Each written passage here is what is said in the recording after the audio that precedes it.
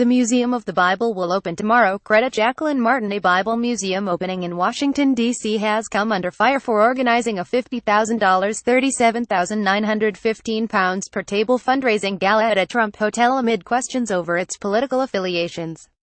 The Museum of the Bible holds a preview in Washington. Credit Reuters. The museum, which opened its doors to the public on Friday, has promoted itself as a non-political institution, but critics have questioned its decision to host a fundraiser at a hotel owned by President Donald Trump's company. The $500 million Museum of the Bible spans an entire block of the city, making it the largest museum dedicated to the Holy Book in the world. Its administrators have taken pains to hire a broad group of scholars as advisors, and exhibits are planned from the Vatican Museum as well as the Israel Antiquities Authority.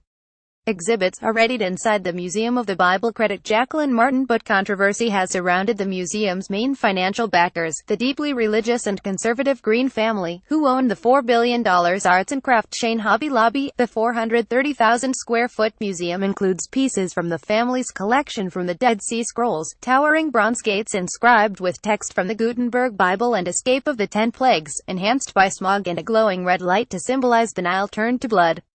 However, attention has focused on the Greens' record of putting their fortune and influence behind spreading their particular religious beliefs. The institution's management has made extensive efforts to emphasize its inclusive, non-political nature, but critics have highlighted its proximity to the heart of the nation's political epicenter, situated just 3 blocks from the U.S. Capitol. With a digital arcade ceiling above, a visitor walks down the entrance hall of the Museum of the Bible during a preview day in Washington. Credit Reuters. Some of the museum's staff have criticized the decision to host a fundraising event at the Trump International Hotel, telling the Washington Post it gave the impression they were aligning with politics. Tickets for the black tie fundraiser on Thursday night ranged from $2,500 £1,895 for a seat to $50,000 for a table. Donors who contributed sums of $50,000, $100,000 or $250,000 were offered perks such as tickets to a Broadway and a VIP reception event. The museum's vice president, Stephen Bickley, has insisted the hotel was the only place available for our date, adding, "We were looking for a venue, not a statement."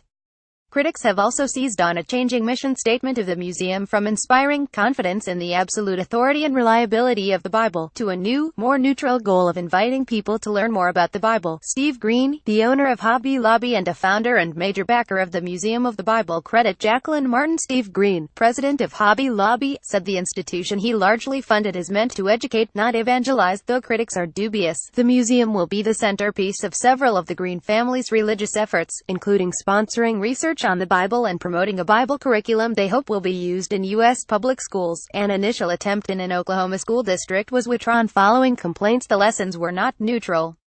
The Green Family Association has cast something of a cloud over the museum after the U.S. Department of Justice accused the family's company of smuggling ancient artifacts taken from Iraq.